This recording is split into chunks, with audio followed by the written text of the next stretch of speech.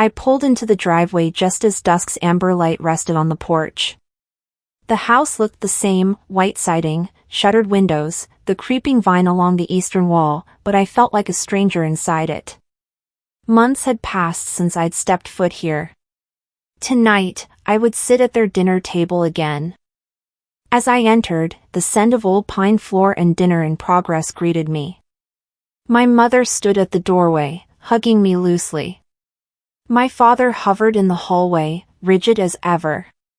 Lowell walked past me, his jacket brushing my arm, a small, deliberate assertion of territory.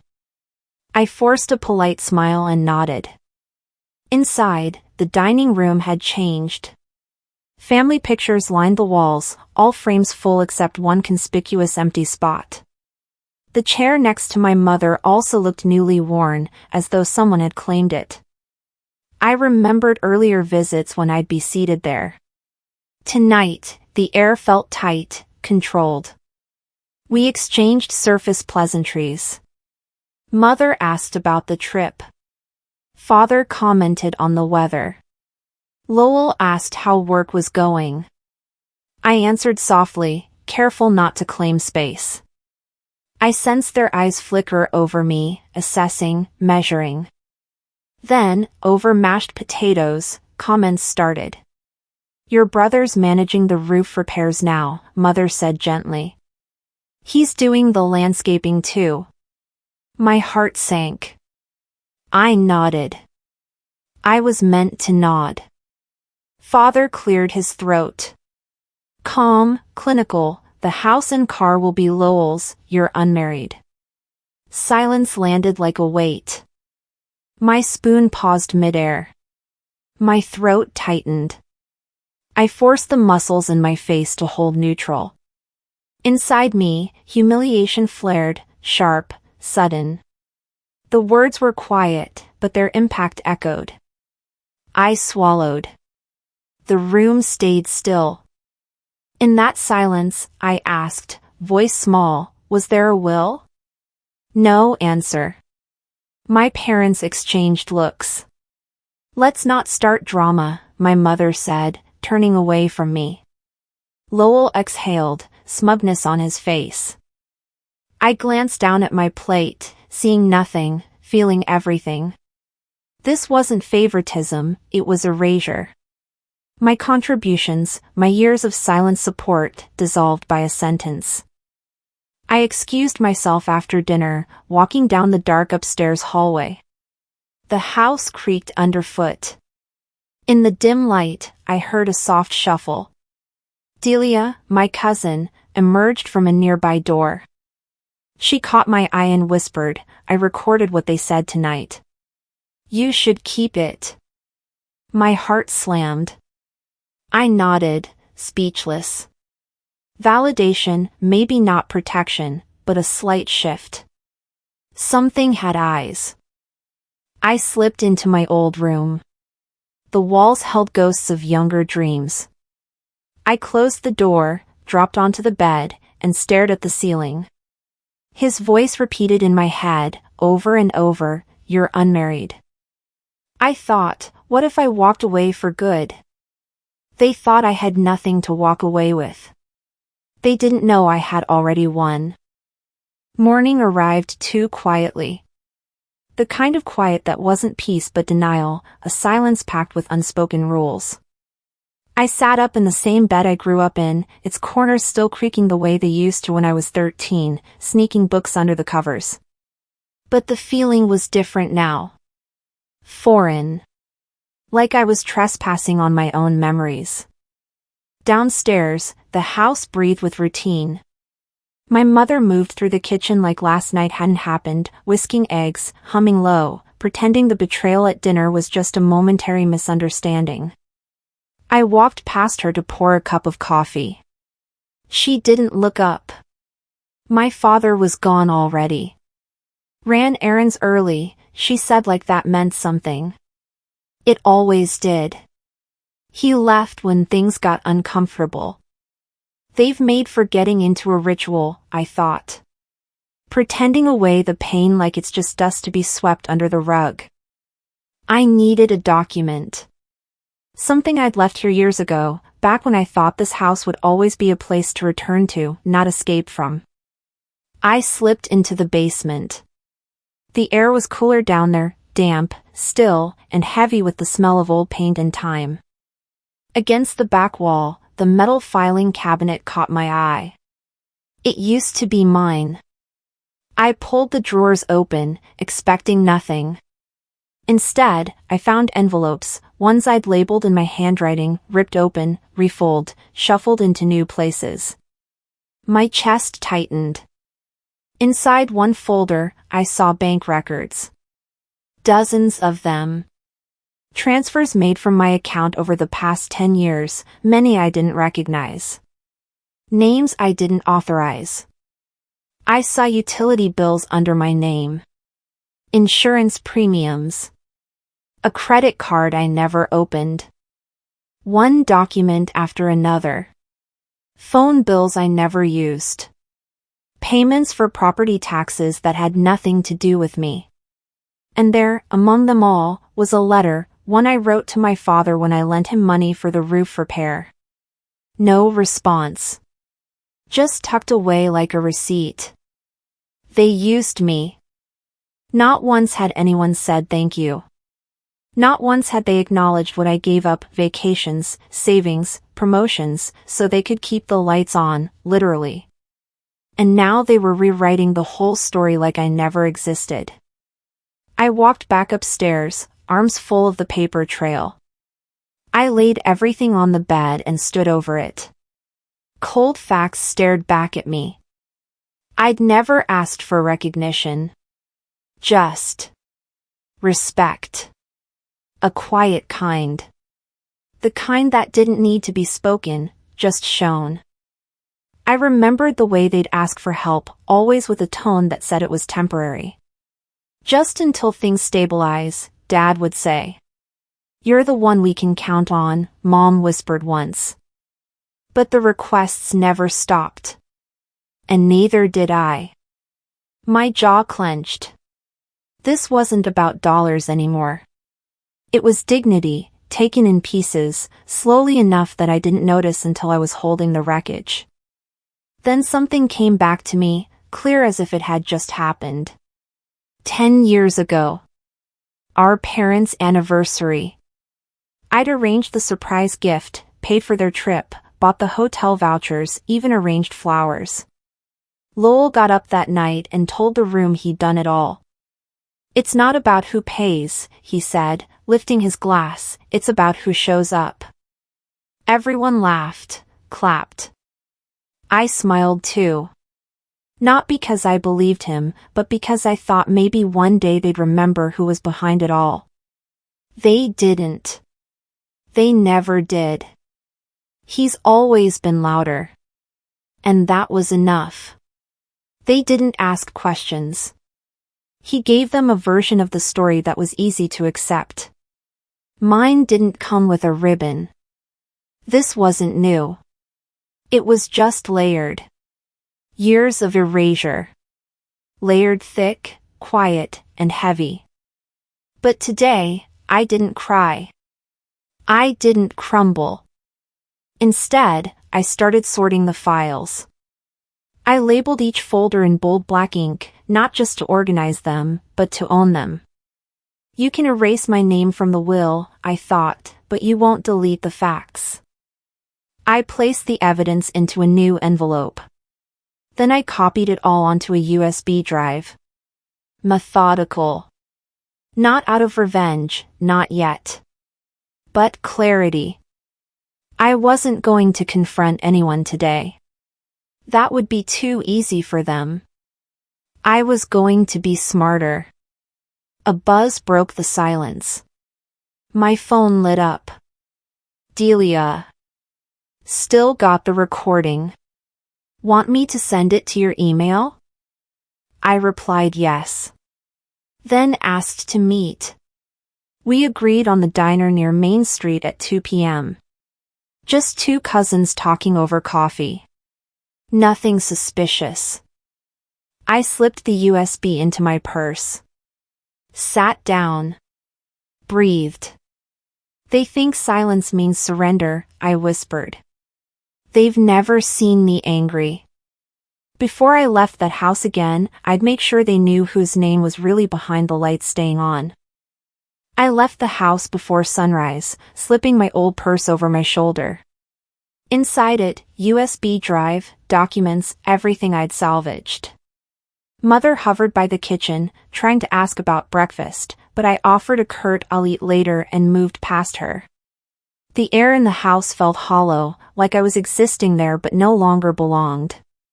The engine turned over. I glanced back at the facade of that Southern Virginia home. It no longer felt safe. They taught me silence was respect. Today, silence feels like surrender. I drove toward the old diner on Route 29. It looked like it always had chrome counters, vinyl booths, a jukebox in the corner humming low in the background. The kind of place where people whispered their secrets over coffee. Delia was already seated in a booth near the window. She greeted me with a shaky smile, hands clasped around her mug. I slid in across from her and ordered black coffee. She looked uneasy, hesitant as though waiting for me to pass judgment first. We talked around the subject, careful. She shuffled in her seat. I watched her eyes. Finally she said, "I recorded what they said." Her voice cracked. I leaned in. The weight of that whisper pressed on me. She admitted that Lowell had warned her not to encourage me. He spun a story behind our backs. I couldn't handle stress, he said. That I was unstable. The whispers were meant to cast doubt. In her audio, there was a clip of Mom saying, "She's not built for independence." Then Dad, "That's why she'll always come back." My hand trembled. Not weakness, realization. I felt anger coiled inside. Before I could speak, my phone buzzed. A text from Lowell, "Don't go digging into things you don't understand." Dad's lawyer already handled it. My throat blocked. He knew. He always knew. Delia's eyes widened. "I didn't say anything," she whispered, voice small. The diner's hum felt louder now, oppressive like someone was watching. I didn't reply immediately. Instead, I opened my email on my phone, forwarded the documents and recording fragments to my work account, preserving evidence. I deleted drafts I no longer needed. The shift was quiet, but inside me, something changed. I was no longer reacting. I would respond, strategically, methodically. I told Delia, "Keep that recording safe. It's going to matter." I left enough money on the table, stood, and left the diner. The day was still bright, but the roads felt different. On my drive home, I replayed pieces of the recording, jotting timestamps in my notes app. The clouds gathered. The light dimmed. I leaned into the dashboard and whispered, "They wanted me quiet, but quiet doesn't mean I'm gone." I rolled into the lot of my former firm just after 3, the late afternoon sun dragging shadows across the parking spaces. I parked near the side entrance, the one I used years ago before everything changed. My steps echoed in the lobby. At reception, the clerk looked away when I walked past. The renovated project boards hung in the hallway, Sylvia's name in bold letters at the top. My chest tightened. This was the building I poured nights into. Now it was a gallery for someone else's credit. I steadied my breathing. The job is the job, not the credits. Inside the conference room, partners and architects gathered. Sylvia stood under warm light, her posture proud, a polite smile playing on her lips. One of the senior partners said, "Sylvia's design captures the clean lines the client wanted, it's cohesive and fresh." An applause lifted awkwardly. I asked, voice polite, calm, "This was part of my original blueprint, wasn't it?" Silence stretched. Sylvia's face flickered. No one answered. People shifted in their seats. I thought, I'm in the room, but they act like I don't exist. I placed my laptop before them, fingers steady. I opened early drafts. Marked up versions with red lines in my handwriting. Layers of annotations, layers of intent. Some partners murmured, those were earlier versions. Sylvia cut in sharply, technical changes were mine. Yours were drafts. I bit back a harsh retort. I asked questions. When did these edits move forward? Who approved them? I showed timestamps, email chains, version histories. The silence now crackled. Beneath my calm, anger refined itself. They couldn't dismiss facts. The meeting ended with a flourish, a press release draft titled Sylvia, lead designer. I glimpsed it in the shared drive. Betrayal sank in. In that moment, a partner clasped Sylvia's shoulder. Congratulations, this project's yours. My jaw clenched. I said quietly, under my breath, that document was mine, too. Not loud, just steady. Inside me, realization bloomed. I needed this narrative reclaimed by truth, not force. Then Avelini came forward. She handed me a folded note.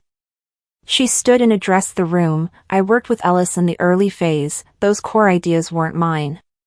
She paused, eyes on faces. Some heads turned, others shifted. I felt her presence anchor me. Truth whispered is louder than lies shouted. I remembered her solidarity in earlier years. I nodded. The crowd dispersed. I remained behind, gathering my files. Sylvia gave a nod, practiced. Her eyes were tight, defensive. She stood, brushed past me. I walked out carrying my laptop in dignity. Outside, I opened my email on my phone, sent version files, timestamps to backup address. The dusk deepened. Though wounded, I felt new resolve, untamed. They think erasing me in public will silence me, but what they named doesn't erase who I built. The drive home was quiet. The road was empty, just the hum of tires and the occasional streetlight flashing across the windshield. My reflection in the rearview mirror looked calm, but the storm behind my eyes hadn't slept. When I pulled into the driveway, the house was dark except for the faint glow from the study upstairs. I stepped out slowly, still replaying the banquet in my mind, the silence, the cut mic, Leora's voice breaking through the lie. Inside, the air felt heavier than before. The scent of wax polish and bourbon lingered, signs someone had been here after me. I set my purse on the table and headed for the study. The door was cracked open. I stopped. The room looked untouched, but I knew better. One of the drawers was slightly ajar, just enough to show someone had been digging. My folders weren't stacked the way I'd left them. I flipped through, contracts, sketches, blueprints, all still there, but something was off. Then I saw it, the folder labeled Foundation Phase. It was open, a page missing. They'll try to steal what's left before I strike, I whispered to myself. I closed the drawer and locked it. My pulse slowed. Fear was there, yes, but it wasn't ruling me anymore. Retaliation was coming. I knew the family too well, they wouldn't let public embarrassment end quietly. Tonight wasn't the end of their games, it was the start of mine. I went downstairs to the den and found Rowan standing near the fire. He looked older than he had that morning, shoulders slumped, tie loosened. You shouldn't have spoken up tonight, he said softly. I didn't, I replied. They just forgot to keep the truth off the guest list. He sighed. They're in panic mode now. You'll need proof before they rewrite the story. I have proof, I said. I just need the originals, the ledger from the first site. Rowan hesitated. His hand brushed the edge of his desk. That ledger could ruin them. You know what they'll do if they find out I helped you. Then don't help me, I said evenly. Help the truth. He looked up at me for a long moment, then pulled open the drawer beneath his desk. From it, he took a worn folder and an encrypted USB drive. I made copies, he said quietly. If something happens to me, there's a backup with someone I trust. As he handed them to me, footsteps echoed from the hall. A shadow stretched across the doorway. Lowell's silhouette stood there, still in his tuxedo, eyes sharp even in the dim light. Rowan's hand trembled slightly. You two working late? Lowell asked, his tone like a knife wrapped in charm. Rowan cleared his throat.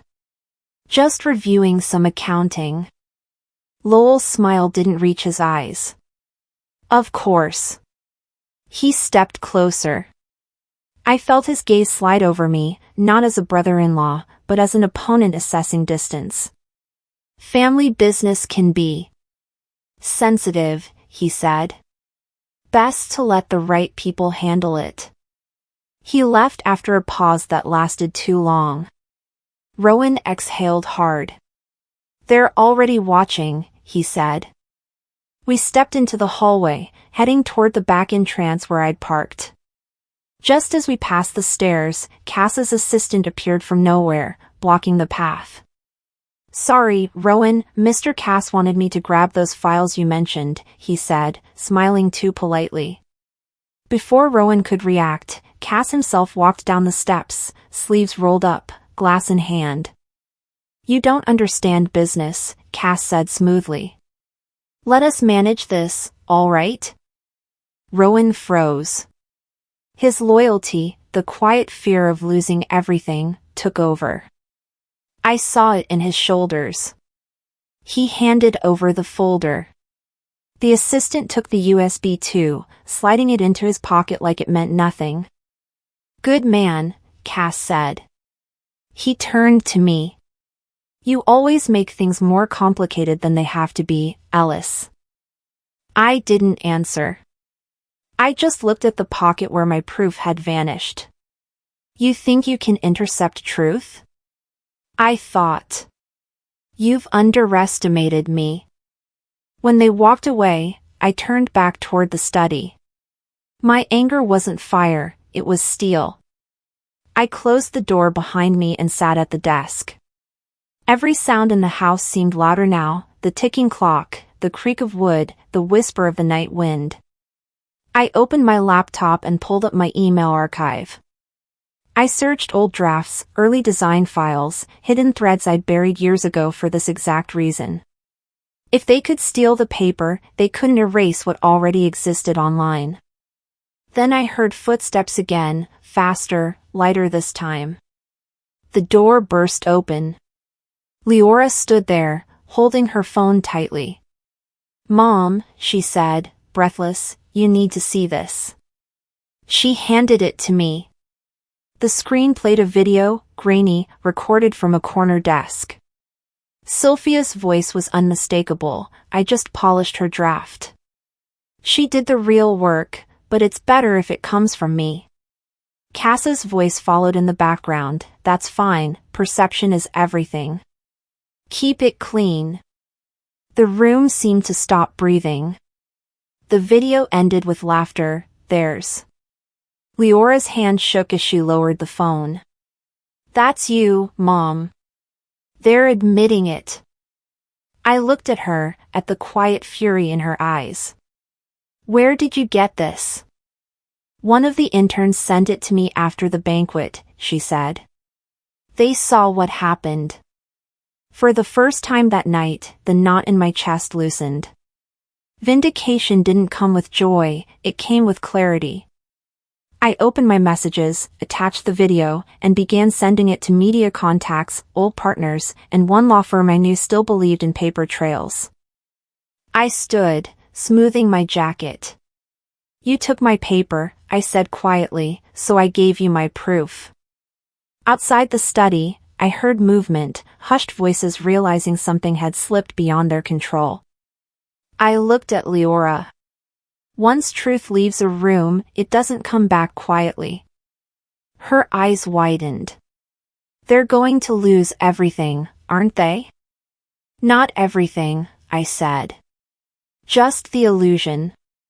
Downstairs, I could hear my father's voice, angry and confused, Cass muttering in defense, Sylvia pacing.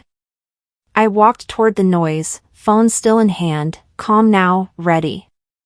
He thought blocking the documents would stop me, but he's now forced to defend them.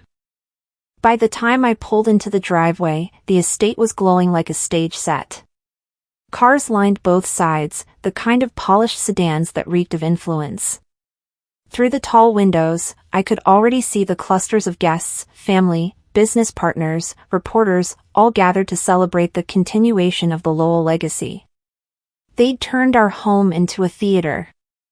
I parked near the back, sat for a moment, and stared at the house that no longer felt like mine. My reflection in the windshield looked composed enough, but inside, there was a quiet storm. I straightened my jacket, picked up the slim leather folder beside me, and walked toward the front doors. Inside, the air was thick with laughter and perfume. The dining room had been transformed into something grand, golden light spilling over the chandeliers, floral arrangements on every table, cameras positioned just right. Everything was arranged to glorify success, to showcase a family that looked flawless under the right lighting. I walked past the portraits on the wall, generations of them. The latest one hung near the staircase, my parents, Lowell, Sylvia, Cass. My space, once in the original photo, was gone. Erased. The artist's brush had painted over the gap with the same color as the background. I stopped for half a second. They built a stage for Lowell. I will force the lights onto me. A few heads turned as I entered. My mother offered a polite smile, the kind that said, "Behave." I nodded slightly and found a place near the side of the room, close enough to see everything. The evidence in my bag felt heavier than it should have. Lowell raised his glass. To family, he said smoothly, to the people who stood beside me and believed in what we've built. His voice carried that familiar authority, the same tone that used to silence me. Applause followed. My mother beamed, the picture of pride. My father joined in weakly, trying to pretend this was all normal. The sound of the clinking glasses echoed in the hall. The applause echoes in empty rooms where my name should have been. I stayed quiet. The same cycle of celebration, always excluding the one who started it. Then came the part no one expected. My mother stepped up beside Lowell, microphone in hand. Before we continue, she began, I want to say something as the matriarch of this family. Her tone softened. Family means patience. Forgiveness. But it also means knowing who truly belongs. My breath caught. She smiled gently, almost motherly. Not everyone is meant to be part of this journey. Some people were tolerated for too long. And while we wish them peace, we cannot carry what doesn't belong. For a second, I thought I'd imagined it. But every face in that room turned toward me. My father's hand twitched against his glass. Lowell looked frozen, as though he hadn't expected her to go that far. She never really belonged among us, my mother said clearly, every word crisp. We tolerated her presence. The air collapsed. Conversations stopped mid-sentence. Someone at the back muttered "Good God," but it didn't matter. The humiliation was already complete. I felt my pulse in my ears. My hands trembled for a moment before I forced them still. The shock burned through the humiliation, leaving behind something sharper, focus. When I stood, the sound of the chair scraping against the floor cut through the silence. You tolerated me? I said evenly. You tolerated me, but you never knew me. My mother's expression flickered. Ellis, please. No, I interrupted. Let's be honest since we're performing tonight. Tell them about the project ledger. Tell them whose designs made that firm what it is. Her smile returned, but it cracked at the edges. We always helped you, dear. Don't twist things now. Family helped you when no one else would. I looked around the room. You mean control. Every choice, every word. You didn't help, you managed. The crowd shifted uncomfortably. People glanced between us, unsure whether to intervene or pretend not to hear. Then, from somewhere near the buffet table, a voice broke through. You might want to see this, a man said, holding up his phone. The video started playing before anyone could stop him. It was shaky, but Sylvia's voice was unmistakable. I just polished what she left half done, she said, laughing. God knows she wasn't reliable. The sound of Lowell's voice followed in the background. That's fine. We'll just say it came from the team. No one will check. The room went still. My mother's face turned white. My father blinked in disbelief. Cameras clicked. Phones lifted. Lowell stepped forward, voice trembling. That's taken out of context. But it was too late. The damage had already spread like wildfire. I didn't move. Didn't raise my voice. It's real, I said quietly. And now you all know. Gasps rippled through the guests. Someone whispered, she was right. Another said, it's her design. The foundation of their illusion cracked, and for the first time, I saw fear in their eyes, not of exposure, but of truth. My mother stepped back, clutching her necklace. Ellis, what have you done? I told the truth, I said simply. You wanted to rewrite history. I just put the pages back where they belonged. Cass tried to interject, but the weight of the moment crushed his words. I looked over at Leora. She was watching from the corner, her expression steady. We didn't speak, but her eyes said what I needed to hear. They can't take it from you anymore. The room buzzed with whispers. Some left. Others stayed, pretending it wasn't happening. I looked one last time at my mother. You said I didn't belong, I told her quietly. But this was always mine. No one answered. The silence was my closing statement. As I turned toward the terrace, I felt the cold air meet my skin, clean and sharp.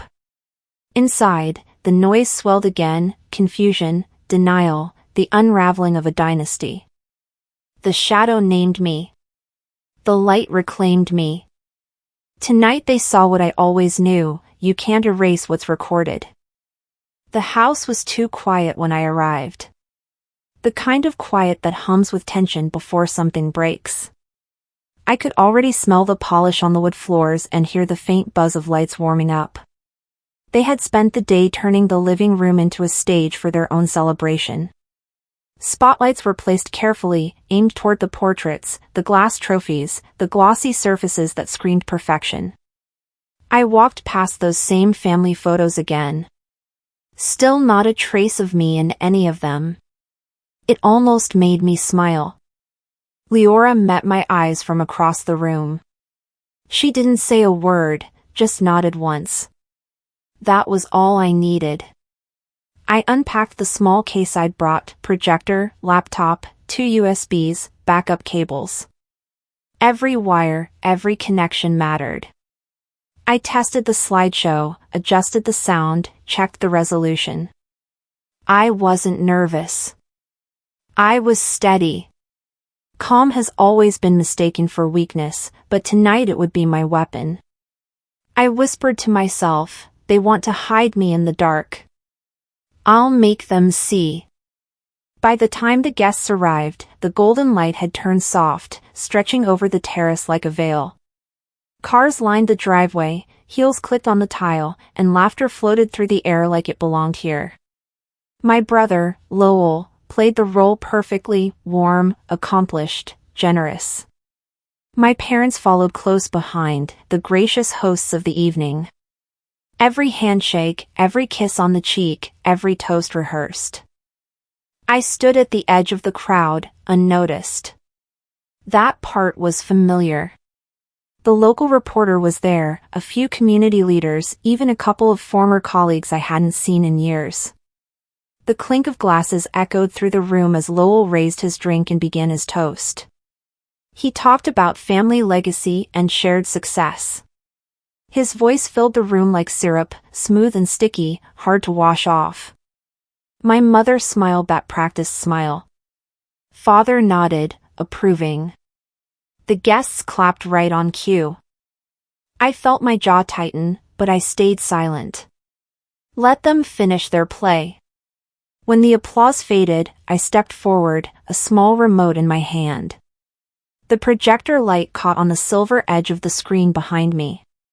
Before the night ends, I said, I'd like to show you something.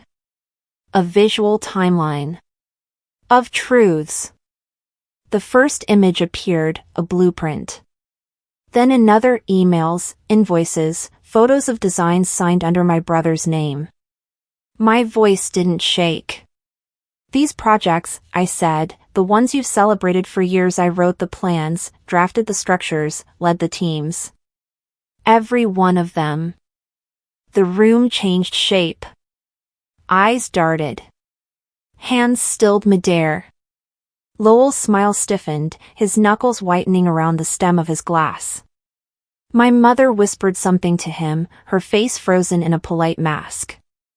Stop this nonsense, she said finally, her tone breaking like thin ice. You're embarrassing yourself. I looked straight at her. No, I said softly. You did that long ago. Another click. Another slide. Video clips. Meetings. My voice, my handwriting, my work. The proof lit up the walls like fire. A murmur ran through the guests, shock, disbelief, maybe a hint of satisfaction from a few who'd suspected something all along. Sylvia, my sister-in-law, stood abruptly. This is twisted, she said. You were barely involved. Everyone knows you left halfway through. I cut her off by playing the next clip. Her voice, on camera, I just polished what she left half done, God knows she wasn't reliable. The sound was clear, crisp, undeniable. Behind her in the video, Lowell's head was nodding. The air went electric. Someone gasped. Cameras flashed. The press whispered to each other, phones lifted discreetly. I didn't flinch. I didn't need to. When I paused the playback, the silence was deafening. I turned toward my family. You erased me on paper, I said. But I restore myself with light. Leora stepped forward then. Her voice broke slightly. She's telling the truth. You all know it. I saw tears glint in her eyes, and for the first time in years, I felt a strange warmth, a hint of belonging not built from blood, but truth. Then came the final slide. The photo that had haunted me. The family portrait posted months ago, our family is complete. Every smiling face framed in perfection, except mine. The screen flickered as it appeared. Murmurs grew. Someone whispered, they left her out on purpose. Leora turned toward the crowd. You called that family?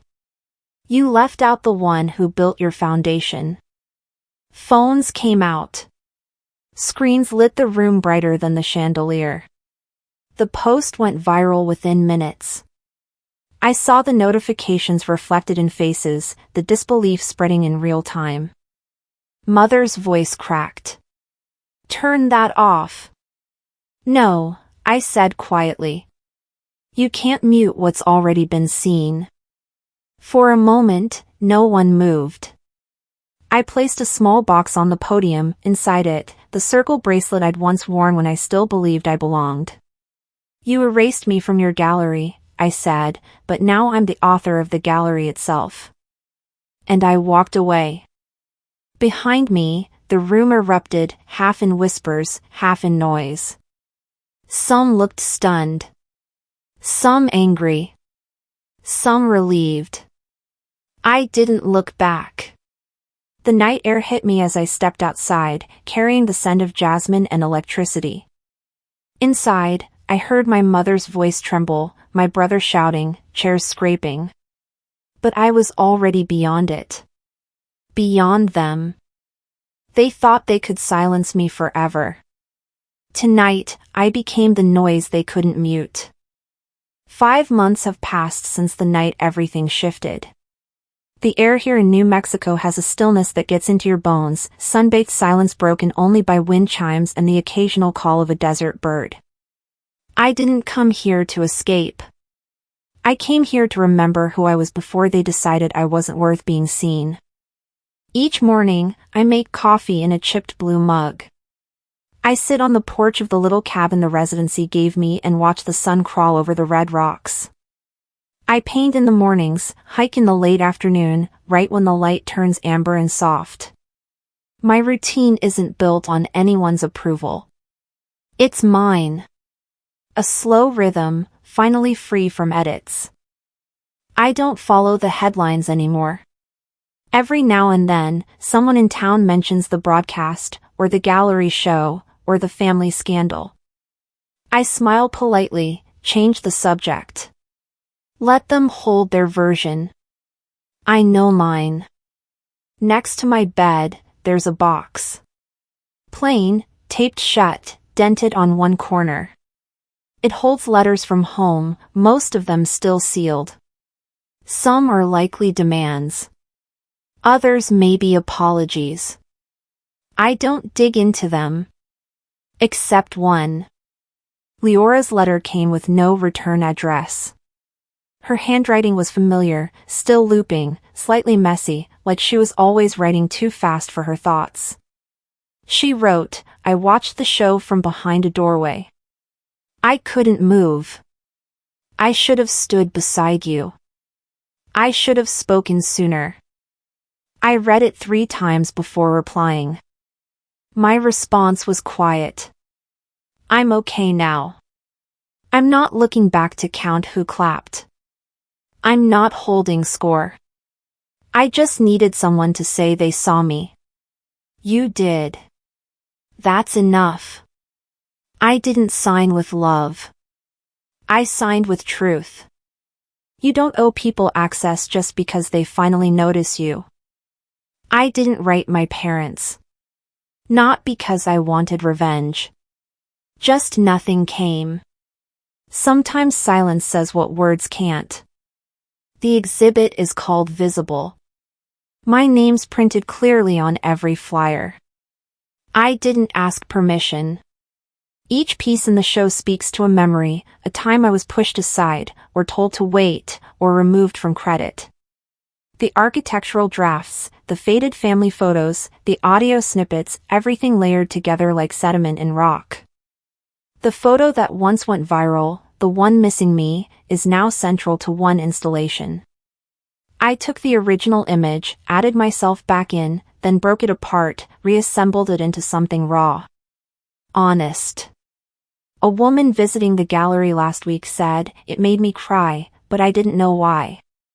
I told her that was the point. The press is calling me the woman with the viral truth. I don't know what that means. But I know I've stopped explaining who I am. The work speaks. Loud and clear. Yesterday, while prepping the space, I walked into the small cafe down the road to grab coffee. And there he was. My father. He looked like a man caught between rehearsed lines and real shame. We sat outside, 2 chairs between dry potted plants and dust-swept tile. He didn't reach for me. Didn't hug. Just said, I saw the light. It was undeniable. I stirred my coffee. Let the words settle. I answered, recognition after damage isn't repair. But it's something. He nodded once. I left the table without looking back. I didn't need more. Tonight, the gallery is glowing. Soft jazz plays from an old speaker. There's candlelight along the floorboards, casting shadows up the walls. People walk slowly, hands behind their backs, pausing in front of each piece like they're trying to see not just what's there, but what was once missing. I stand near the middle. When it's time, I speak. I used to measure myself by who clapped. Now, I measure by what I create. There's quiet. Then applause. A woman I don't know hugs me, tearful, and says, "Thank you for not disappearing." I hug her back. No words needed. Among the flowers at the door is a small card, Leora's handwriting. Finally, the world sees what I've always known. After the show winds down, and the last guests drift into the night, I take a walk down by the river behind the gallery. It's quiet. Stars stretch overhead in a way that makes you feel both small and whole. The kind of night that doesn't ask you to explain anything. In my hand is the bracelet. The one with the echo symbol. The last piece of home I held onto. I drop it into the river. Watch it sink. They can keep the house. I'm building homes in hearts.